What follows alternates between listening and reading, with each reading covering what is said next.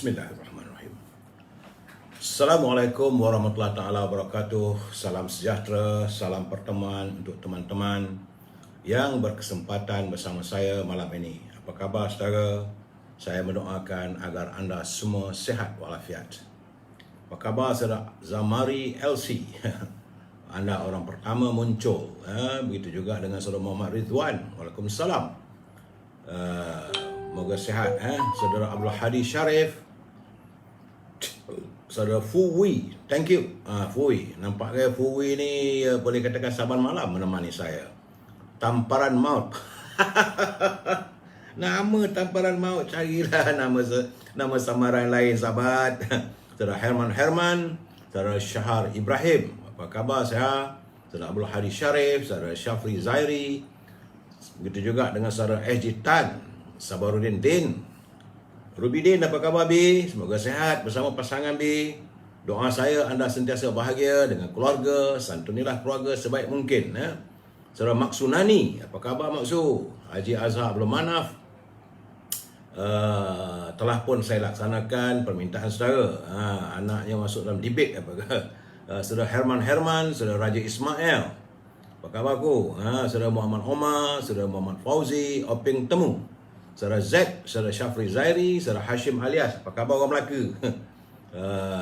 Saudara Nuraidah Kamarudin, Zek Pati, Zek Prey, saudara Mak Safari, Mak Zain, Waalaikumsalam, Syarani Salmah, dan juga Limut, serta teman-teman yang tak sempat saya santuni satu persatu. Hari ini saya tak pakai ini speaker ataupun mic tu. Apakah suara saya jelas? Kalau jelas saya bagi tahu saudara ya.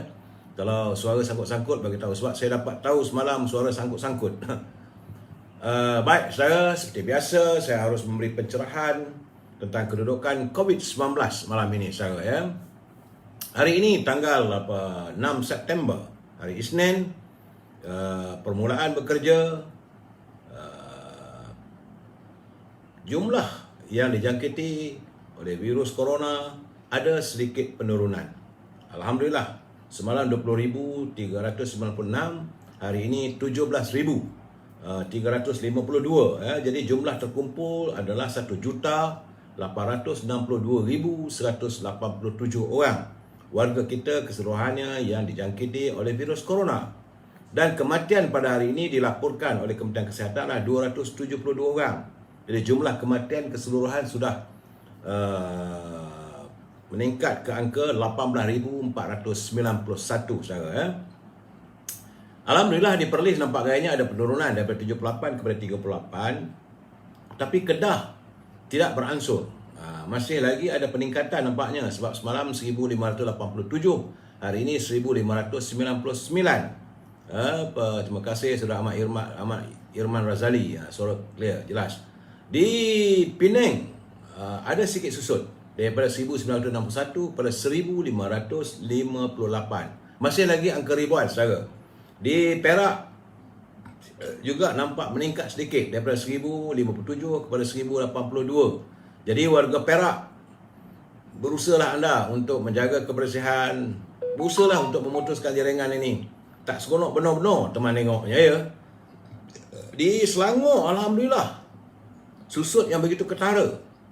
Dia daripada 3,886 hari ini cuma 2,126. Jadi warga Selangor terus berusaha agar kalau boleh sebaik mungkin kita cubalah berusaha untuk mensifarkan situasi ini. Kerana di wilayah persekutuan juga terus susut. Semalam 597, hari ini 398. Saya melihat kadang-kadang begini agak menggembirakan hati saya, sebab bolehlah kita bebas, lama tak kena tarik saudara ya. Di Putrajaya juga susut, semalam 25, hari ini 23. Begitu juga di Negeri Sembilan, alhamdulillah terus susut. Semalam 269, hari ini 193 ya.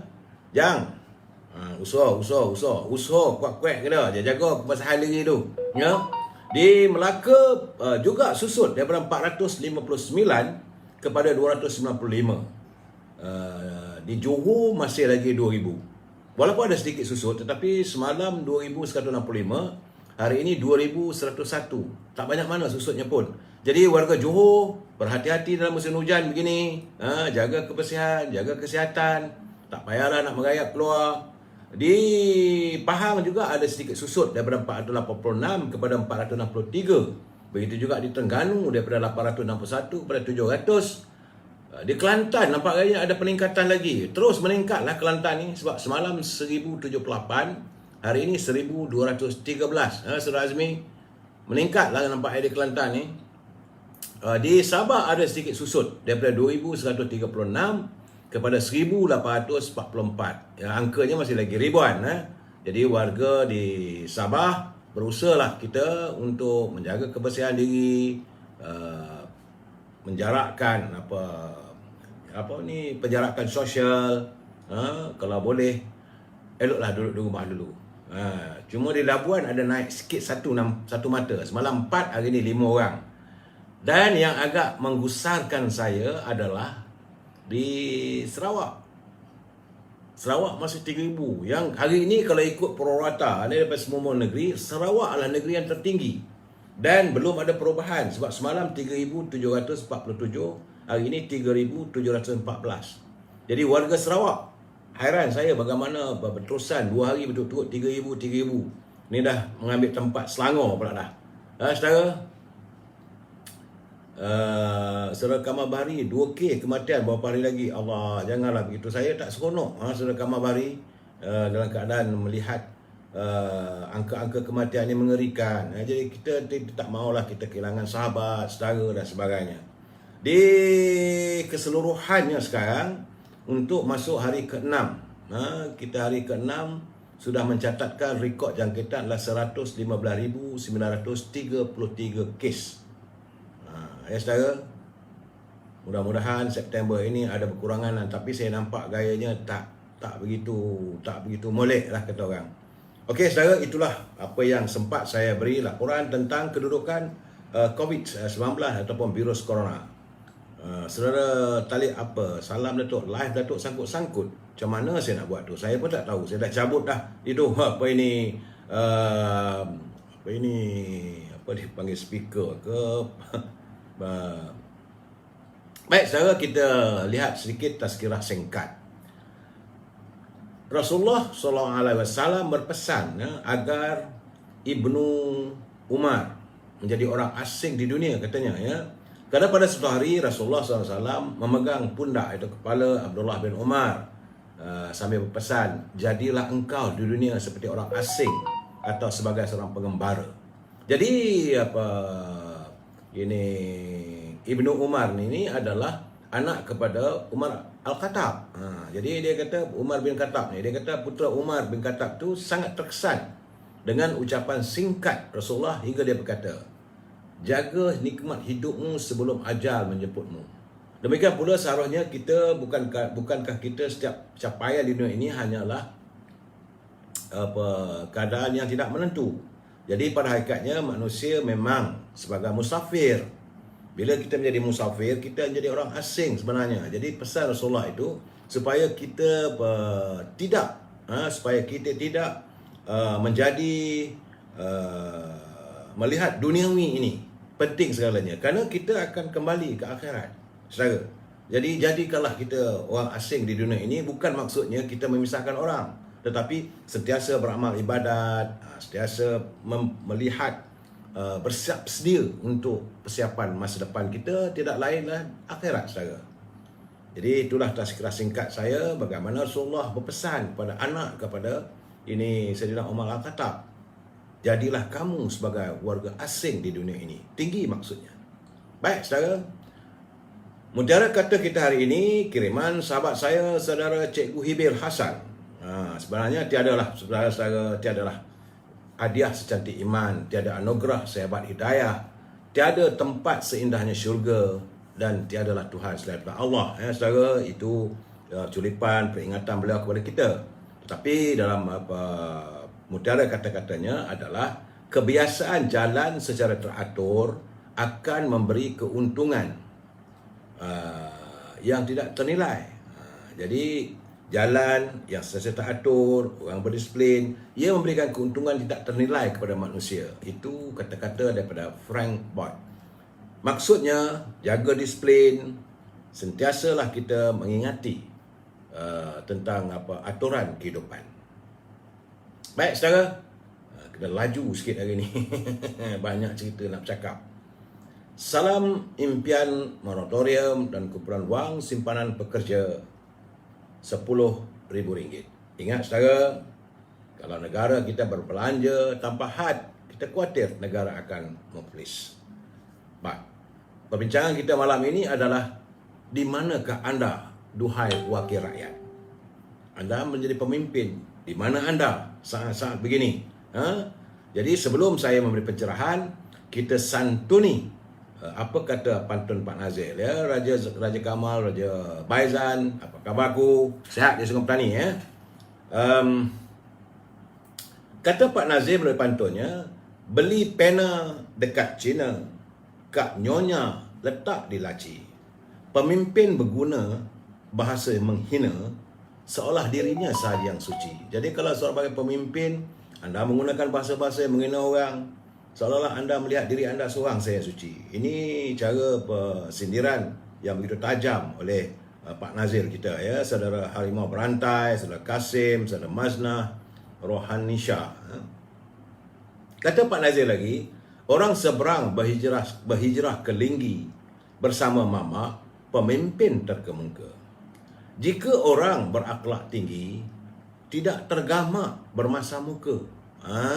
Itu rupanya kalau orang tu sendiri seorang pemimpin yang mempunyai akhlak yang tinggi, dia tidak akan mempamerkan wajahnya untuk masa muka dengan orang, berkerut dahi dan sebagainya. Dan beliau akan cuba berusaha untuk menyantuni setiap masalah orang yang dipimpinnya. Ya, saudara Azman Shah, apa khabar saudara? Moga sehat. Saudara Rashdan Jaafar. Baik, saudara, peringatan. Saya harus memberi peringatan juga bagi mereka yang menyunting semula live saya dan dimasukkan ke channel YouTube. Anda adalah bertanggungjawab atas setiap suntingan anda. Saya tidak akan bertanggungjawab sama sekali atas setiap suntingan yang anda lakukan. Pencerahan saya ini adalah pencerahan politik berdasarkan kepada pengalaman saya, pengetahuan saya dan pembacaan saya. Seharian, selalunya lepas saya memberi pencerahan ini, saya akan buka balik media sosial, berita-berita, nak tengok mana isu yang elok untuk kita bicarakan. Saya juga ingin berpesan kepada anda bahawa kita mesti bersetuju untuk tidak bersetuju. We must agree to disagree. Dan jika anda tidak setuju, gunakanlah bahasa-bahasa yang baik. Janganlah caci mencaci, carut mencarut. Tak baik kita. Saya pun orang warga emas. Kalau anda carutkan saya, itu terasa juga hati. Maklum sajalah, orang tua ni cepat terasa hati saya. Baik. Alhamdulillah. Hari ini, sebagaimana yang dijanjikan oleh Yang Amat Perdana Menteri, maka bermulalah pemberian bantuan khas COVID-19 BKC fasa 1, di mana sebahagian besar rakyat sudah pemula dapat.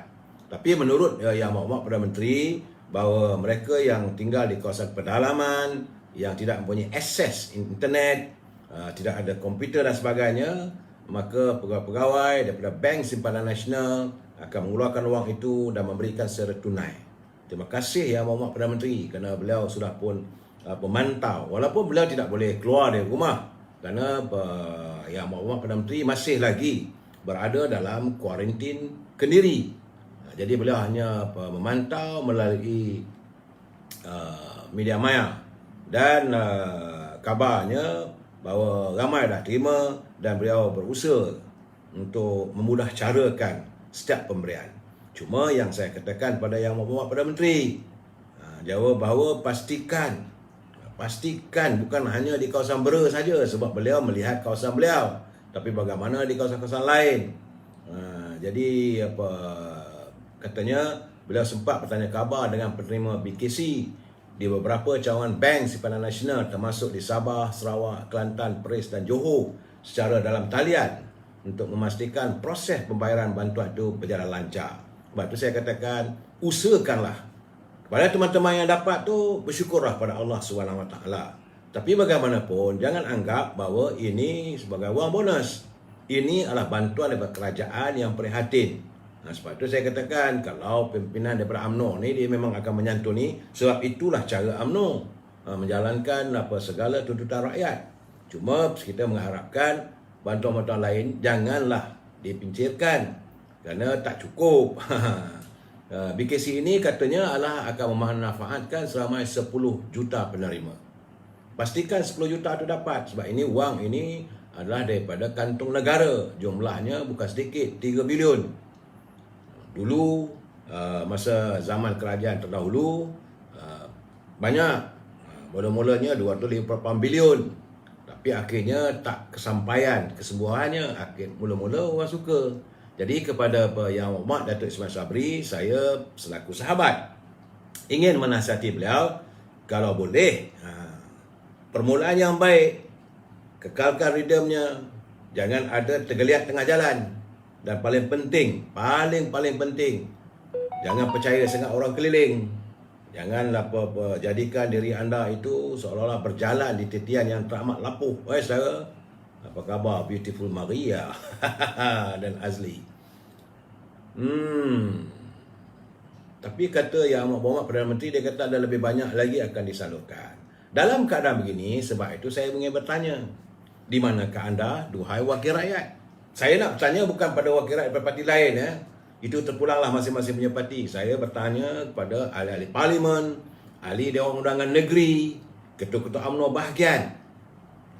Jadi saya mempersoalkan kepada anda telah diberi kepercayaan.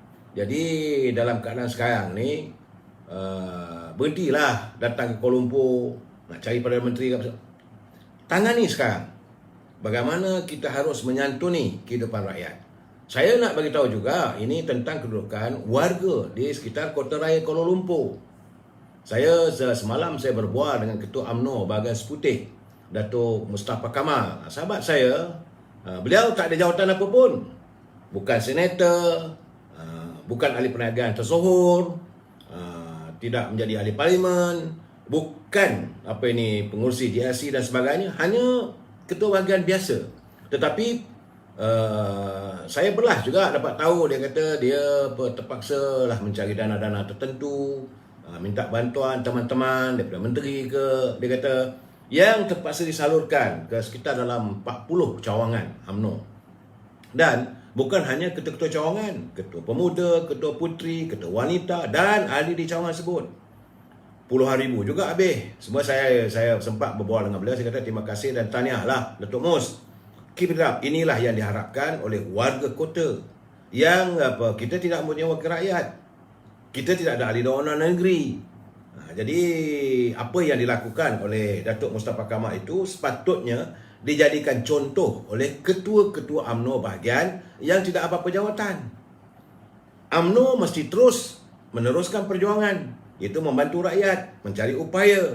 Sebagai ketua bahagian itu bukan untuk mengkayakan diri sendiri, tetapi untuk membantu rakyat. Carilah saluran-salurannya. Dan sekarang ini UMNO sudah jadi Perdana Menteri. Gunakanlah ini hubungan yang baik itu untuk membantu rakyat. Lain tak ada. Dan kena ingatlah macam contohnya di Bahagian Seputih tu, dia punya wakil rakyatnya daripada DAP. Memang tak ada lah bantuan untuk kita. Jadi sebab itu saya ingin bertanya juga pada ketua-ketua UMNO bahagian di Bahagian Kepung. Sekarang ni tentu adalah pemangku sebab Allahyarham Datuk Ridwan, mantan ketua bahagian, telah pun kembali ke rahmatullah 2 bulan lalu. Jadi tentulah pemangkunya. Usahakanlah supaya warga UMNO, rakyat di Kepung. Sebab saya nak bagi tahu, warga di kota raya seperti Kuala Lumpur, persekitaran dan kota-kota besar di negeri Selangor ini, mereka lebih teruk terkesannya. Sebab tak boleh keluar, tak nak cari penghidupan, kerja tak ada, duduk di rumah mengharapkan bantuan. Jadi mengharapkan kepada ketua-ketua UMNO bahagian lah. Sebab itu saya tanya, macam mana bahagian Kepung, bahagian Setiawangsa. Begitu juga dengan bahagian Wangsa Maju, bahagian Ceras, Bukit Bintang. Ada ahli UMNO di situ, yang tinggal di situ. Bandar Tun Razak. Macam Titi Wangsa tu okey lah, sebab ketua bahagian itu kira okey lah. Beliau mempunyai syarikat besar. Ya saudara, bolehlah membantu. Tapi ketua-ketua bahagian macam di Ceras, di Bukit Bintang, Bandar Tun Razak, mereka terkesan. Jadi saya haraplah pimpinan di tingkat 38 Menara UMNO tengok gayanya mahkamah telah pun melupuskan tuntutan kerajaan Jadi wang itu telah dipulangkan kepada UMNO. Kalau adalah sikit-sikit, bantulah ketua bahagian ini. Saya mengharapkan sebegitu. Jangan dibiarkan ketua bahagian terkapai-kapai. Dapatan saya juga bahagian Bangi nampak gayanya walaupun ketua bahagian itu bukan wakil rakyat, tapi nampak gayanya mereka begitu bersemangat untuk membantu. Alhamdulillah. Begitu juga dengan bahagian Gombak. Itu Dato' Megat. Boleh katakan saban hari turun ke lapangan, bertemu dengan rakyat, membantu. Sebab tak ada siapa pun maksa anda untuk jadi ketua bahagian. Sendiri nak jadi pegang jawatan dalam UMNO, kena memberi khidmat bakti. Sebab rakyat melihat apa-apa pun tempat mengadu adalah UMNO. Walaupun kadang-kadang bila musim pilihan raya, dia orang tak sokong UMNO. Dia setuju orang lain. Tetapi bila susah, cari UMNO. Tapi bagaimanapun sebagai ketua UMNO bahagian, kena perhatikan semua ini. Sebab saya melihat kesan daripada jangkitan COVID-19 ini ramai saudara. Begitu juga dengan bahagian Shah Alam, bahagian Subang. Ini bukan kawasan-kawasan yang diwakili oleh UMNO. Tapi anda sebagai ketua bahagian bertanggungjawab. Kena melaksanakan apa fungsi turunkan Mahathir tapi lantik semula jadi pengurusi MPN itu Mahidin. Saudara Zulkifli Arif Anwar. Saya rasa isu itu memanglah daripada 2-3 hari lepas saya dah malas nak ulas dah benda itu sebenar-benarnya. Sebab bagi saya tak ada fungsi apa pun. Tak ada apa, tapi pulanglah pada Datuk Ismail Sabri, saya nak bagi tahu pada beliau bahawa janganlah, memang bermulanya dengan baik. Rakyat berterima kasih, bersyukur pada Allah SWT, apa yang dijanjikan telah dikotakan. Tapi belum cukup lagi. Saya mengharapkan supaya bantuan bakul makanan perlu diteruskan. Sebab yang dapat tu bukan banyak mana pun, ciput hutang yang berlonggok di belakang, Tuhan aja yang tahu. Jadi kepada wakil-wakil rakyat, ketua-ketua bahagian, bantulah ahli-ahli dan rakyat. Dan kepada mereka juga saya minta, bukalah pejabat. Sekarang dah tak ada alasan bahawa tak boleh berjumpa dengan rakyat. Jadi set ia punya kaki tangan, pantau mereka yang tak dapat, buat kajian. Berapa rumah, bukan banyak mana pun. Saya ingat dalam satu kampung, kalau kawasan pedalaman tu, kalau satu kampung tu sekitar dalam 60 rumah saja, bukan tak boleh buat survey. Yang susahnya di sekitar kota raya Kuala Lumpur, macam Shah Alam, rumah beribu.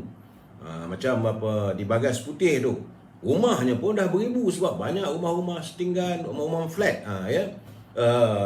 Bahagian Wangsa Maju, Setiawangsa, Ceras, Bandar Tun Razak. Ini tempat yang ramai warga bangsa Melayu kita ni, yang mereka kadang-kadang tak menjadi ahli UMNO, tetapi tidak semestinya mereka tidak menyokong kita. Inilah masanya untuk kita menyalurkan khidmat bantu kita. Dan paling penting sebagai ahli parlimen, inilah juga masanya untuk mengutip segala permasalahan rakyat, sebab minggu depan anda nak bawa ke parlimen. Permasalahan rakyat ini perlu dibawa ke parlimen. Masalah pengeluaran wang simpanan pekerja belum tuntas lagi.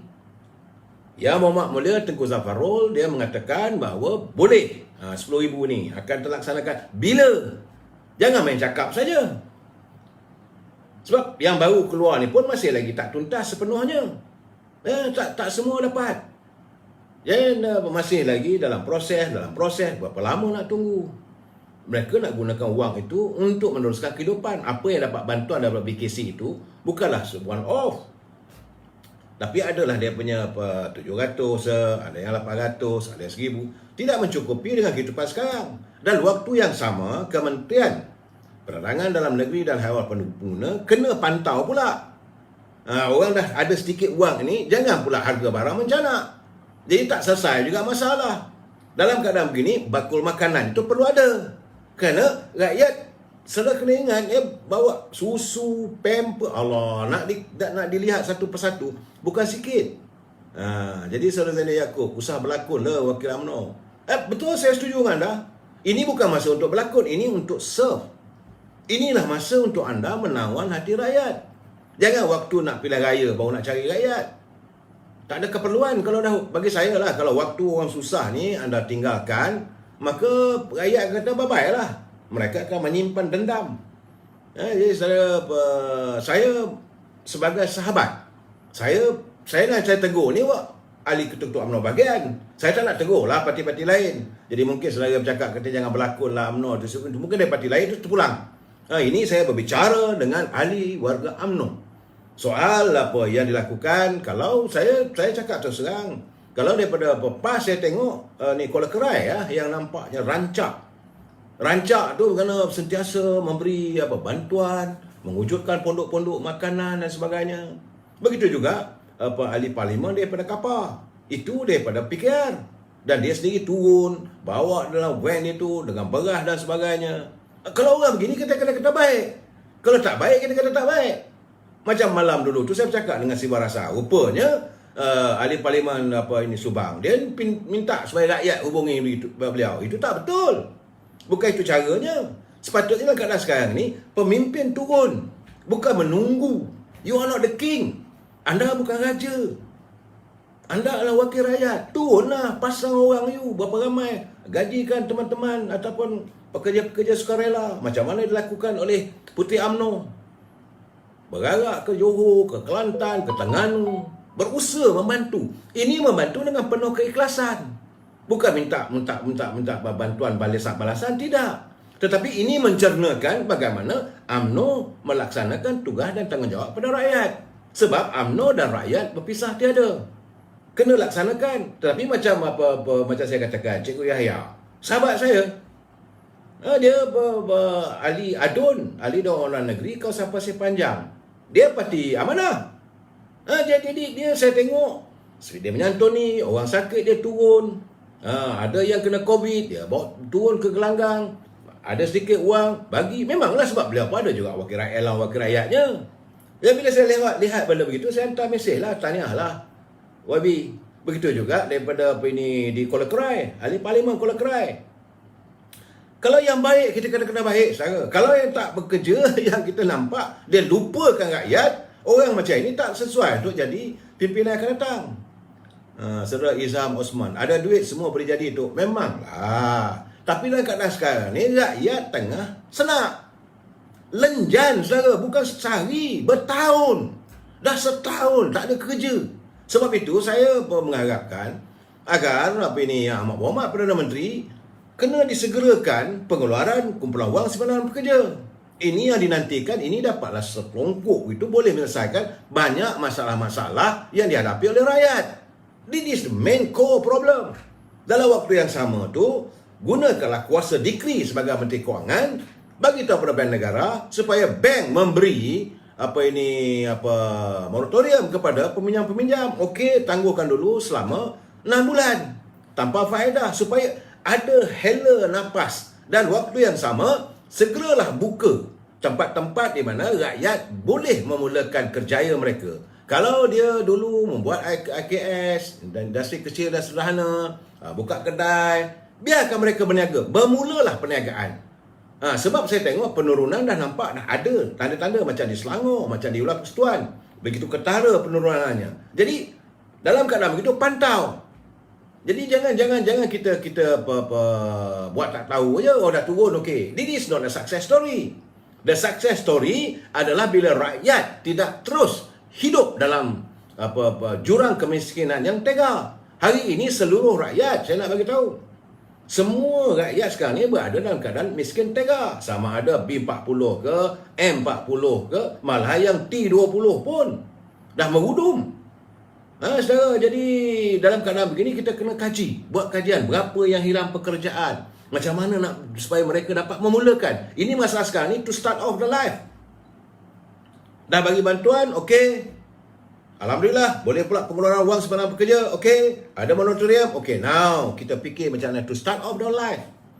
Satu kehidupan baru untuk mereka. Jangan habis ni esok duit habis. Masih lagi kong kali kong, tak selesai masalah. Dia nak menyelesaikan masalah satu persatu, bukanlah secara tuntas. Saya tahu, macam saya katakan, tidak ada sesiapa pun saudara Idris Tris, kami tunggu bila UMNO nak berkubur. Kenapa begitu, saudara Idris? What is the problem with you? Apa masalah anda yang tengok UMNO berkubur? Apa kebahagiaan anda dapat? Anda marah dengan ketua bahagian, anda marah dengan setengah pimpinan. Itu masalah anda. Lain bila anda katakan nak tunggu UMNO berkubur, anda dilahirkan tahun berapa? Anda lupa jasa-jasa UMNO. Anda nafikan. Without UMNO, anda tidak jadi macam mana anda sekarang. Dan saya marah kalau orang cakap benda itu. Kalau anda rasa nak lawan dengan UMNO, anda masuk bertanding. Tak ada masalah. Anda kawasan mana? You duduk di mana? Kawasan mana? Masuk bertanding. Kita tengoklah. Jangan tiba-tiba nak doa begitu. Benda. Saya tak pernah pun mendoakan parti-parti lain. Cuma saya marah macam PAS. Saya marah pada pimpinan labai-labai yang ada setengah tu. Jadi kalau anda kata UMNO benda itu, apa dosa UMNO? Berkali-kali anda takkan pandai pernah jadi pakak badak. Tak dengar. Bahawa saya katakan UMNO tak bersalah. Yang bersalah pimpinan. Okey, kita let's address the issue. Jangan anda tiba-tiba sedap mulut dan tulis begitu. Mungkin anda anak muda. Kalau anda anak muda, anda lupa bahawa tanpa anda tak dapat masuk universiti. Berapa banyak universiti yang telah diaturkan, diwujudkan hasil daripada pemikiran warga UMNO. Waktu kita berkuasa, saya tahu ada masalah. Kalau anda bermasalah dengan ketua bahagian, anda ada masalah dengan wakil rakyat UMNO, nyatakan pada saya. Bagi tahu, lembik saya kerjakan. Tapi bila anda tiba-tiba tuduh parti, rumah jangan dibakar. Saudara jangan lupa, saudara. Saya nak melihat benda-benda begini. Tiba-tiba anda buat benda itu, anda mengundang amarah saya. Anda nak kata ketua bahagian, bagi tahu bahagian mana. Dan saya akan tengok siapa dia. Bukan saya tak balon ketua bahagian, bukan saya tak balon pimpinan UMNO. Perdana Menteri pun tak betul sekadar balon. Tetapi jangan tiba-tiba terjah begitu, kata UMNO begitu, UMNO begini. So bagi saya, jadilah seorang yang tahu nilai susasila kita. Apalah dosanya UMNO ni? UMNO tak pernah berdosa dengan rakyatnya. Tiba-tiba anda nak melantikan amarah. Jadi apa pasal? Saya tak pernah maki pun DAP. Saya tak pernah kutuk pun parti keadilan. Kalau anda sayang pada keadilan, buat kerja. Ini gambaran saya, jadi janganlah. Jadi terima kasih saudara-saudara naik. Saya bukan tak nak layan. Saya geram bila orang kata UMNO. Saya dah cakap, kalau kata UMNO saya akan marah. Kalau kata pemimpin UMNO, alright. Kita debate. Itu cara dia. Saudara, saya minta maaf saudara. Kadang-kadang, waktu begini, saya nak bagi pencerahan. Bagaimana saya minta sekarang dah tak dengar. Saya kata ketua-ketua bahagian UMNO, turun ke gelanggang. Come, go to the ground. Sebenarnya santuni rakyat. Rakyat dahagakan pembelaan. Inilah masanya anda menaburkan khidmat bakti. Bahawa rakyat tengah susah sekarang ni. Tapi tak bolehlah tiba-tiba nak lampiaskan terus pada parti. Sebab itu saya kata tindak tanduk. Tidak tanduk setengah pimpinan UMNO akhirnya membuat orang benci. Inilah masanya you nak repairkan.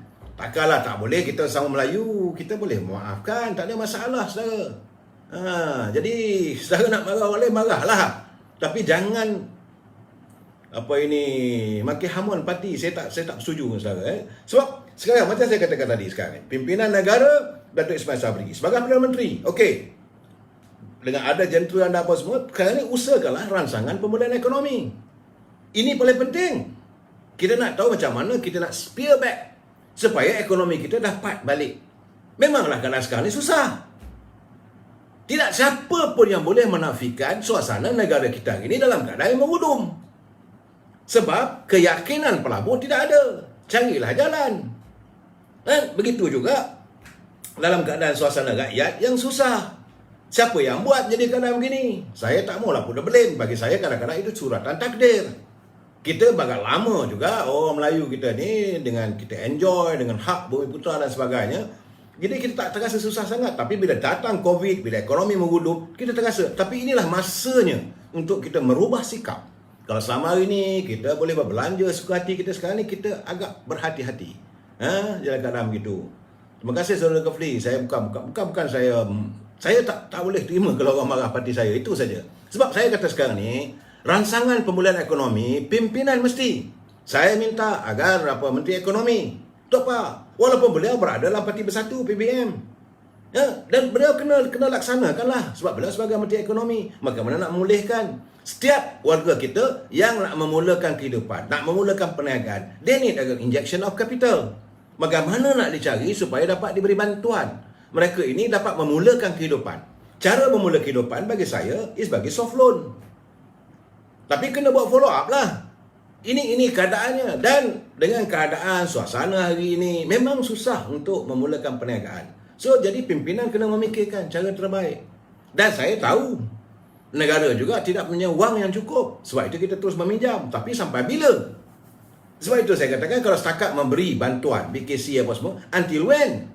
Kalau tidak ada digerakkan aktiviti ekonomi, tidak digerakkan peluang-peluang pekerjaan, tidak digerakkan peluang-peluang mereka untuk berniaga dan sebagainya. Sampai bila? Rakyat bukan hendaknya sebagai peminta sedekah. We are not a beggar society. Kita nak memulakan. Jadi kena ada kajian berapa ramai yang hilang pekerjaan, yang hilang dia punya perniagaan. Dan macam mana dinyatakan oleh Dewan Perniagaan Melayu Malaysia, 90% daripada 44 ribu tak silap saya yang at the verge of bankruptcy. Mereka sudah menghampiri jurang untuk diisytiharkan muflis. Mereka ni perlu diselamatkan. Bukan kehendak mereka, bukan salah mereka. Keadaan suasana membuat begitu. Jadi perlu dalam sidang parlimen akan datang, ahli-ahli parlimen kena memikirkan bersama. Sebab itu Duli Yang Muhammadiyah Tuan Agong minta supaya ahli-ahli parlimen memikirkan bagaimana nak menyelamatkan ekonomi negara ini. Begitu juga dah bagi bantuan begini. Macam mana dengan bil elektrik? Dulu masa Dato' Samsul Nasara, okey lah. Dia bagi tempoh je dah waktunya sampai tak silap saya bulan Oktober. Ini boleh tangguh lah kalau tak mampu bayar. Tapi apakah bil ini tarifnya ada dikurangkan ke dan sebagainya? Sebab laporan Tenaga Nasional untung. Jadi dalam keadaan syarikat yang untung besar begini, kena fikirlah juga macam mana nak bagi subsidi pada rakyat supaya ada kelegaan. Ini bil elektrik, bil air. Begitu juga dengan Indah Water Consortium punya bil apa ke. Ini untuk di Kota Raya lah, mereka tinggal di Kota Raya, di mana bandar, kena dia punya cukai, quick rent dan sebagainya. Harus dikaji. Kampung tak ada lah, saudara. Aduh. Cuma hari ini saya melihat satu perkara berlaku yang tak seronok. Dalam keadaan dah nak memulakan kehidupan begini, dah masuk balik masalah politik. Ini berlaku di Negeri Sembilan. Tiba-tiba saja ada berlaku perbalahan. Kerajaan Perikatan Pakatan Rakyat, iaitu PKR, yang dipimpin oleh siapa ke Menteri Besar dia, Aminuddin Harun, sudah menghadapi masalah di kalangan warga mereka. Ini bukan benda yang baik. Dan saya tak suka bila dituduh pula, ini Tok Hassan, Tok Mat lah belakang ni. Tak ada. Tok Mat tak campur setitik pun atas sebarang masalah yang berlaku di Negeri Sembilan. Di Negeri Sembilan, untuk pengetahuan anda semua, kedudukan setakat hari ini 20 ahli Dewan Negerinya, termasuklah daripada Pakatan Amanah, daripada PKR dan juga DAP 20 orang. UMNO Barisan Nasional ada 16 orang. 4 orang saja saudara bezanya. Tapi kalaulah Dr. Muhammad Malik ditarik 4 orang tu, dia masuk Barisan Nasional, tumbanglah kerajaan. Sebenarnya kita warga UMNO, kita bukan tak cara itu. Seboleh mungkin kau pimpinlah, tak lama lagi pun pilihan raya dah dekat. Cuma santunilah masalah yang ada dalam parti anda. Sebab rakyat di Negeri Sembilan teruk kesan daripada COVID-19, ekonomi tak bergerak, takkanlah masih lagi berbalah lagi. Kita sebab itu saya marah bila melihat ada perbalahan dalam UMNO. It is not the time. Agong sendiri pun, Suduli dia Raja Melayu pun tak seronok tengok perbalahan politik berterusan. Sampai bila? Jadi macam di Negeri Sembilan ni ada komplot pula kata ini Datuk Mak Hassan ada campur tangan. Tak ada. Ini masalah antara Dr. Muhammad Rafiq Abdul Malik bersama dengan beberapa orang. Saya terdapat ada Adun Chua, Yu Dik Ching, dan juga daripada di Negeri Sembilan, di Rasah, di Port Dickson, di Jelebu, Kuala Pilah, Rembau dan Seremban. Ini kawasan anda. Mereka bergaduh sama mereka dan akhirnya bawa usul ni tak percaya. Seterpulanglah. Tapi jangan katakan bahawa UMNO campur tangan. Saya tidak yakin langsung. Tok Mat tak nak campur lah. Tok Mat kata biarlah, kau selesaikanlah masalah kau di Negeri Sembilan tu. Kau tak sangat pimpin lah Negeri Sembilan ni. Berapa lama lagi dalam 21 bulan?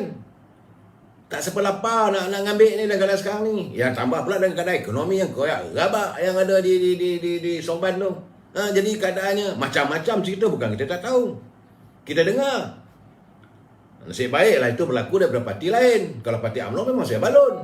Tapi saya tak maulah nak korek itu masalah anda. Macam mana di Selangor lah. Selangor juga Amiruddin juga bermasalah.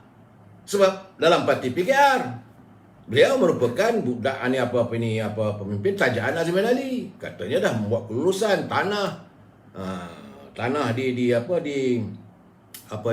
Kuala Langat. Ini kita tak ada niat apa sekarang ni. Dalam keadaan sekarang ni UMNO nak santuni rakyat. Lepas ini kita nak bertanding secara anak jantan. Itu caranya. Bukan kita nak jatuh sana jatuh sini. Tapi kalau mereka nak menjatuhkan sama mereka, apa kita boleh buat? Tiba-tiba Negeri Sembilan bergolak. Okey, tak usul ni nak masuk balik dengan Barisan Nasional. Ya suka tak suka pun sebagai kita nak santun demi rakyat, kita ambil lah. Tapi bukan itu matlamatnya. Tok Mat kata dia tak mau. Dia tidak mau jadi langau. Beliau mau jadi garam. Seburuk-buruk pun ikan tu dapat disantuni untuk boleh dimakan. Itu perjuangan politik Tun Mat Hassan. Saya tahu sangat. Dia bukan gelojoh nak dapat jawatan ni. Tidak langsung terlintas bagi beliau. Okey, yang sekarang ini di Negeri Sembilan kita mengharapkan, sebab ketua cabang daripada Rasah Datuk Ismail Ahmad, timbalan ketua cabang Rembau Datuk Dr. S. Setram, ketua wanita PKR Amni, ketua cabang PKR Jelebu Yus Mazmi Ahmad Yusof. Nah, mereka sama mereka berbalah ni. Yang dikata UMNO saya ketawa pada itu keadaan sekarang ni. Jadi saya haraplah warga PKR selesaikanlah masalah anda di Negeri Sembilan. Tapi kalau tak ada upaya lagi, okey, tak ada masalah pada kita. UMNO siap dengan pemimpinnya, ever ready. Tapi kita tak maulah nak nanti orang kata kerajaan tebuk atap lah apa semua. Itu bukan cara kita. Bukan cara kita. Sebab itu, bila permasalahan usul undi kepercayaan dijadikan perdebatan secara terbuka begini, saya tak senang. Saya hairan. Kenapa AG buat kenyataan begitu tak perlu? Sedangkan pada 18 Ogos yang lalu, Duli Yang Maha Mulia yang di Pertuan Agong telah pun menitahkan bahawa selepas dilantik sebagai Perdana Menteri, setelah berbicara angkat sumpah, bila persidangan Dewan Rakyat bermula, maka Perdana Menteri hendaklah membawa usul kepercayaan di Parlimen supaya apa yang baginda fikirkan benar-benar mencapai matlamat. Kerana apa yang baginda dapat adalah melalui SD. Baginda tak maulah Perdana Menteri yang berdasarkan kepada SD ataupun akta bersumpah. Baginda mahu bahawa segala-galanya diterjemahkan di Dewan Rakyat. Sebab mengikut perlembagaannya, Duli Yang Maha Mulia Pertuan Agong akan melantik seseorang di kalangan ahli Dewan Rakyat yang pada fikiran baginda boleh mendapat sokongan majoriti di kalangan ahli Dewan. Ni yang duk bertelagah orang kata tak perlulah. Ini lebay-lebay pas ni pula nak bodek ni kata tak ada keperluan. Apa masalahnya? Sidang Dewan berjalan, lepas titah agung, masuk hari kedua pada 13 bulan, bawa je usul. Tuan Speaker, saya dengan ini mau usul undi kepercayaan terhadap Yang Berhormat Perdana Menteri. Jadi Speaker kata siapa yang sokong setuju, setuju. Yang tak setuju, tak setuju. Bukan ada perbahasan pun, bukan nak maki hama pun, tidak. Tapi kalau tak ada keyakinan, jadi kenapa takut? Saya tidak yakin yang Berhormat Datuk Ismail Sabri gentar untuk menghadapi. Be a gentleman lah. Kita harus menjadi anak jantan. Pemimpin pun mesti menjadi pemimpin yang bersikap anak jantan. Masuk Dewan, kalau ada orang sokong, tak sokong sudah. Ini bukan bawa mati jawatan ni. Ini masalah sekarang ni saya tengok AG ataupun Peguam Negara cuba membahaskan tidak keperluan. Ini kenapa dibahas secara terbuka benda macam ni? Rakyat dah bengong jadinya. Tak habis-habis dengan politik. Sebab itu saya katakan mudah-mudahan sidang Dewan Rakyat nanti Datuk Azalina Osman dilantik sebagai speaker. Senang. Ini tidak. Dan kalaulah terbukti tak ada sokongan, kerajaan hang dan sebagainya, terbaiknya buat pilihan raya. Rakyat akan ready, ever ready. Yang takut benda. Ini keadaannya, saudara. Jadi kita kena ikut aturan. Jangan kita rasakan kita berada di anjung kuasa. Bila orang kata nak buat begini tak boleh, ini tak boleh. Duli Yang Maha Mulia Pertuan Agong dah bertitah. Ikutlah titah baginda. Supaya apa yang baginda fikirkan dipersetujui oleh rakyat. Kalau ahli-ahli parlimen, ahli Dewan Rakyat tak setuju, tak adalah. Jangan kita ikut pimpinan yang terdahulu. Orang kata tak ada keabsahan, tak ada legitimasi, dia tangguh, ditarik, akhirnya meledak. Untung kerajaan. Siapa yang untung? Rakyat susah selama sebulan lamanya. Bahawa kementerian tak bergerak, menteri tak tahu, rakyat tak ada, tak. Jadi sebulan kehidupan rakyat tidak ditangani, tak disantuni. Jadi kerana sekarang ni, kalaulah bawa dalam Dewan Rakyat nanti, kalau tak setuju, tak ada keabsahan, tak ada sokongan majoriti, buat pilihan raya once and for all. Dan sebab kita nak bergerak ni, negara perlu digerakkan. Kita tak boleh stand still, kita tak boleh begini selama-lamanya. Until when? Kehidupan rakyat mesti diteruskan. Ini keadaannya. Ini lomba nikah online, saya tak tahulah. Bagi saya lah tak ada keperluan. Kenapa cakap pun sebenarnya, memanglah saya tahu. Mungkin lebah-lebah ini takut sebab pelantikan mereka juga sudah dipertikaikan oleh ahli parlimen yang lain. Contohnya bila Presiden PAS dilantik sebagai duta khas ke negeri-negeri negara-negara Arab, bertaraf menteri. Ini bertaraf menteri, orang ini bertaraf menteri, apatah lagi pelantikan Tan Sri Muhyiddin, bekas mantan Perdana Menteri. Sepatutnya tak perlu pun dah. Tinggal kalau biarlah kerajaan baru buat. Nak menyebuk lagi buat apa? Ya ini keadaannya, jadi anda takut mungkin sebab itu mengundang amarah di kalangan ahli parlimen. Ini tangan yang bercincang, baulah yang memikul. Bagi saya, jadi soal sekarang ni, soal perdebatan tentang undian keabsahan, tak lama mana pun, sekitar 2.5 jam. Dan jeda bertempoh bersidang lama. Apa ada masalah? Saya hairan benda yang kecil ini ditimbulkan. Bila benda yang kecil ini ditimbulkan, akhirnya matlamat yang besar yang tidak dapat dilaksanakan dengan baik. Kita menghadapi masalah sekarang ni, dengan masalah dunia luar, masalah pelabur, masalah bagaimana nak menggerakkan ekonomi kita, kesihatan kita. Sekarang ni ada pula orang kata tak nak COVID, tak nak vaksin, ada kata tak nak pakai pelitup, macam-macam lah.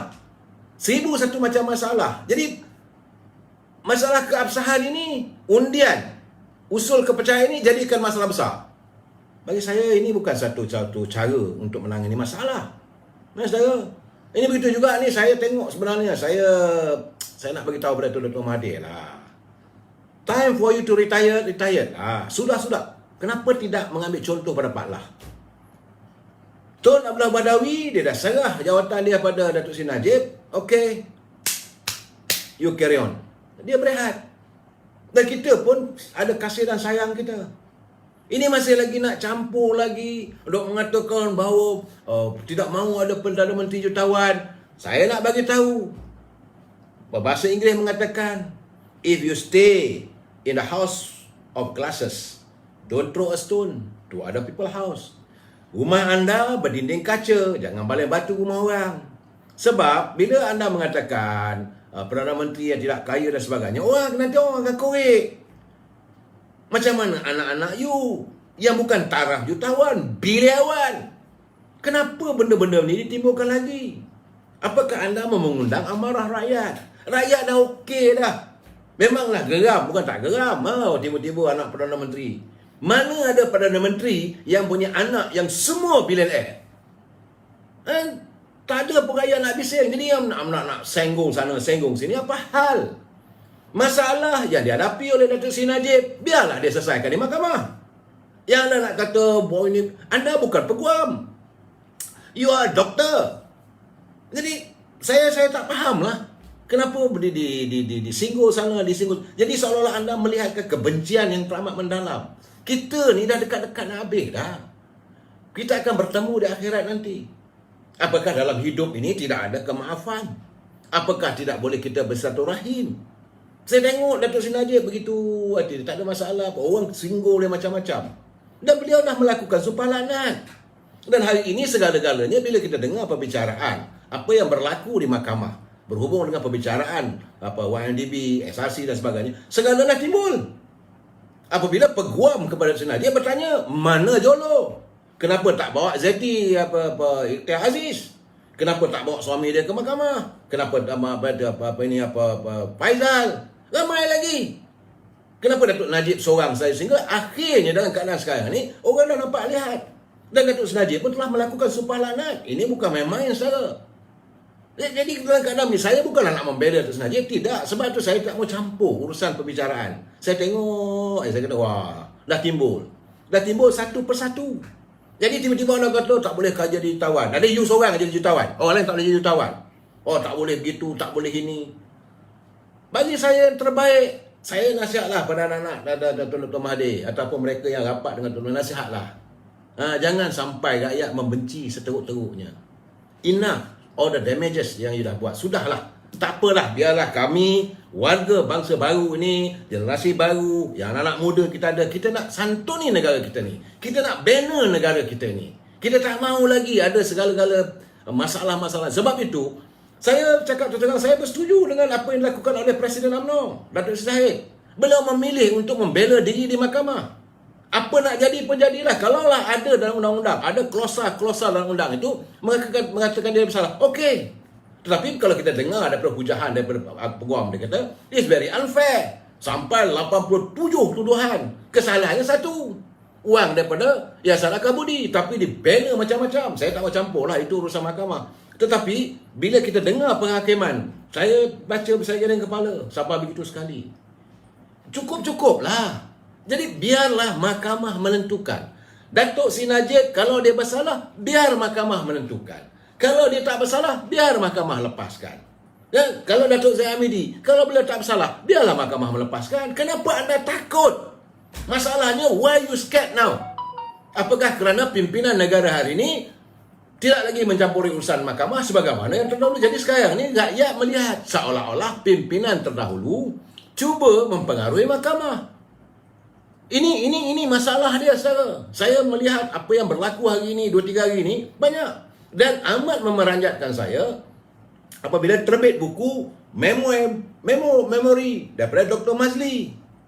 Secara terbuka, dia mengatakan beliau diminta oleh Dr. Mahathir untuk meletak jawatan sebagai menteri. Hanya kerana masalah Bistarinet. Rakyat tahu masalah Bistarinet. Bistarinet itu ada melibatkan juga keluarga Tan Sri Muhyiddin. Dan bila dia mengesahkan bahawa dia kata Dr. Mahathir bagi tahu presiden pada PBM marah, tersinggung kerana you mengganggu urusan Bistarinet. Ini perlu dikuat kajian. Kita nak minta lah supaya Suruhanjaya pencegah rasuah kena masuk. Lama dah benda ni, rakyat dah tahu tapi kita diam. Jadi mereka yang melakukan ke macam-macam permasalahan ini, rakyat dah diam. Rakyat nak fikir sekarang ni macam mana kita nak bina negara kita ni dengan pimpinan yang baru. So you rest lah Dr. Mahathir. Tapi apa yang ditulis oleh Dr. Mazli dalam buku itu memeranjatkan saya. Bahawa benar seperti mana apa yang orang sangka. Bahawa zaman Dr. Mahathir jadi Perdana Menteri, macam-macam berlaku. Hari ini anda menyinggung bahawa Perdana Menteri tak boleh jadi jutawan. Jadi siapa jadi jutawan? Ini masalah, saudara. Saya haraplah rakyat kena faham. Saya minta rakyat faham. Sebab itu saya kata sekarang ni, begitu juga dengan perangai lama. Ada setengah pemimpin UMNO ni, perangai lama masih ada lagi. Ini mereka lain tak ada, nak membodik Perdana Menteri untuk mendapatkan jawatan. Contoh, saya tak tahulah, dia bukan apa-apa. Saya sama ada di ahli UMNO atau tidak. Apa yang berlaku saya tengok dalam kiriman saudara Amirul Rizaki Rambili. Apa yang berlaku di Bera. Saya terkejut. Kita suka tengok warga bangsa kita kaya raya, tak ada masalah. Kabarnya katanya ketua pemuda, tak tahu, bukan, saya tak tahu. Tapi gambarnya dia datang dengan sport car yang hebat, yang nilai juta ringgit punya sport car. Berjumpa dengan Perdana Menteri di Bera, kawasan Bera.